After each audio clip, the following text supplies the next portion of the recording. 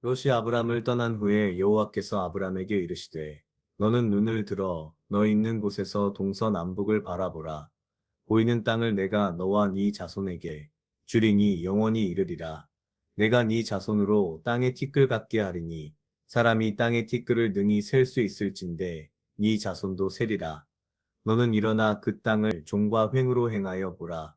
내가 그것을 네게 주리라. 이에 아브람이 장막을 옮겨 헤브론에 있는 마므레 상수리 수풀에 이르러 거하며 거기서 여호와를 위하여 단을 쌓았더라. 당시에 신할 왕 아므라벨과 엘라살 왕 아리옥과 엘람 왕 그돌라오멜과 고임 왕 디달이 소돔 왕 베라와 고모라 왕 비르사와 아드마 왕 시납과 스보임 왕 세메벨과 벨라 곧 소알 왕과 싸우니라. 이들이 다 시딤 골짜기 곧 지금 여매에 모였더라. 이들이 12년 동안 그돌라오멜을 섬기다가 제13년에 배반한지라.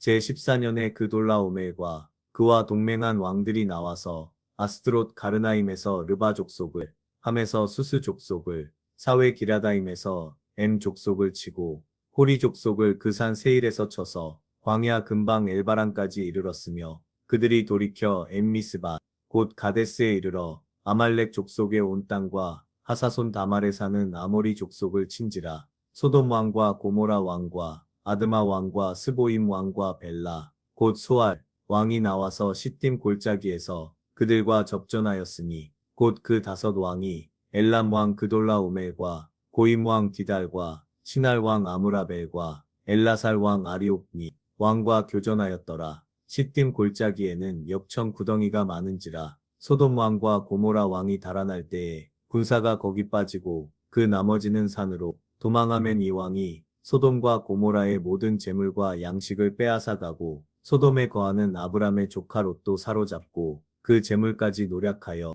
갔더라. 도망한 자가 와서 히브리 사람 아브람에게 고하니 때에 아브람이 아모리 족속 마므레의 상수리 숲을 근처에 거하였더라. 마므레는 에스골의 형제요 또 아넬의 형제라. 이들은 아브람과 동맹한 자더라. 아브람이 그 조카의 사로잡혔음을 듣고 집에서 길리고 연습한 자 318인을 거느리고 단까지 쫓아가서 그 가신을 나누어 밤을 타서 그들을 쳐서 파하고 다메섹 좌편 호박까지 쫓아가서 모든 빼앗겼던 재물과 자기 조카 롯과 그 재물과 또 부녀와 인민을 다 찾아왔더라. 아브람이 그돌라오멜과 그와 함께한 왕들을 파하고 돌아올 때에 소돔 왕이 사회 골짜기 곧 왕곡에 나와 그를 영접하였고 살렘 왕 멜기세덱이 떡과 포도주를 가지고 나왔으니 그는 지극히 높으신 하나님의 제사장이었더라. 그가 아브람에게 축복하여 가로되 천지의 주제시오 지극히 높으신 하나님이여 아브람에게 복을 주옵소서. 너희 대적을 네 손에 붙이신 지극히 높으신 하나님을 찬송할지로다 하매 아브람이 그 얻은 것에서 10분 1을 멜기세덱에게 주었더라.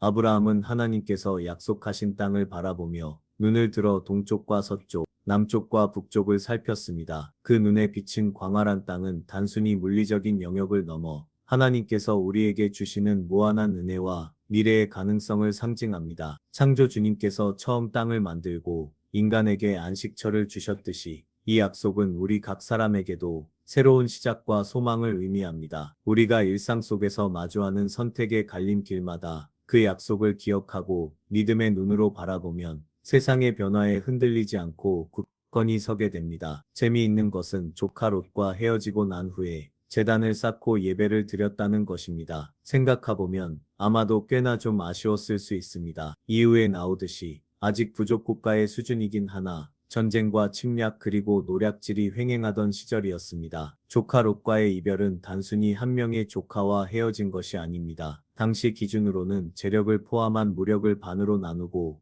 홀로 서기를 한 것입니다. 이제는 누가 쳐들어오면 스스로 막아야 했으므로 광야에서 절반의 무력으로 버틴다는 것은 상당한 위험이 있는 것이었습니다. 인간적으로 보자면 조카 롯과 나누어지면 안 되는 것이었고 적어도 조카 롯이 선택한 소돔성과 같은 큰 성에 들어가서 버티는 것이 가장 안전한 판단이었을 것입니다. 그러나 아브라함은 돌로 만든 소돔성 안에 들어가는 것이 아닌 광야로 나가 돌로 제단을 쌓고 예배를 드립니다. 세상의 튼튼한 성벽보다 우리 하나님께 예배하는 것이 더 강력한 보호장치라는 것을 아브라함은 믿음으로 보여줍니다. 여전히 그 당시 세상은 전쟁의 소용돌이 속에 있었습니다. 여러 왕들이 연합해 전쟁을 일으키고 그 가운데 아브라함의 조카 롯까지 잡혀갔습니다. 예상 밖의 일이 벌어진 것입니다. 소돔성의 강력한 돌로 만든 성벽도 조카 롯과 그의 가족들을 지켜주지 못했습니다. 그런데 이런 위험 속에서 아브라함은 두려워하지 않고 작은 무리와 함께 적을 맞섰습니다. 그가 보여준 용기와 행위는 단순히 가족을 구하는 데 그치지 않고 하나님의 약속을 실천하는 삶의 모습을 보여줍니다. 우리도 때때로 작은 힘으로 큰 도전에 맞서야 할 때가 있습니다. 그때마다 하나님께서 주신 자원과 은혜를 의지하고 두려움보다 믿음으로 나아가면 놀라운 역사가 일어납니다. 이제 아브라함은 앞에서 보았던 겁쟁이 아브라함이 더 이상 아닙니다. 바로가 무서워 아내를 누이로 부르던 겁쟁이가 아닌 강력한 전쟁의 소용돌이 속으로 약한 전력을 가지고도 용감하게 나서는 아브라함이 된 것입니다. 전쟁이 끝난 후 아브라함은 멜기세덱 왕에게 받은 복과 빵,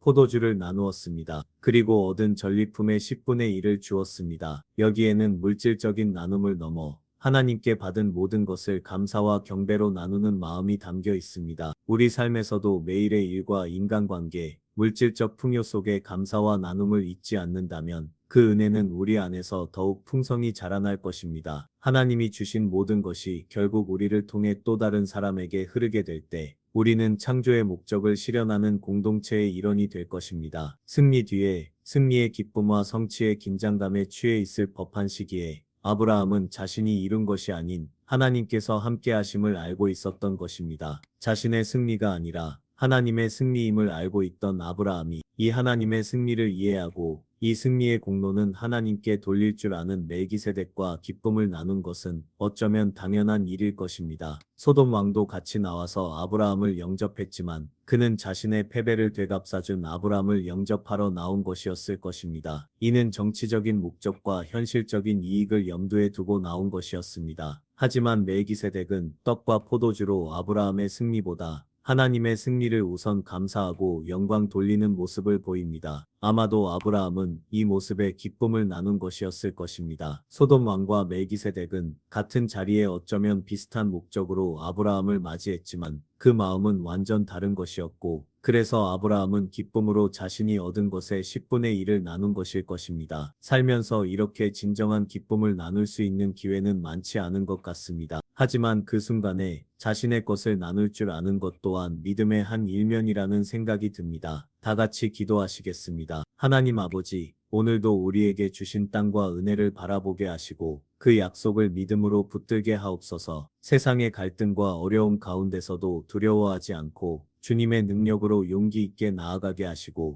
얻은 모든 것을 감사와 나눔으로 드리는 삶을 허락해 주시옵소서. 이 모든 말씀 예수님의 이름으로 기도드립니다. 아멘.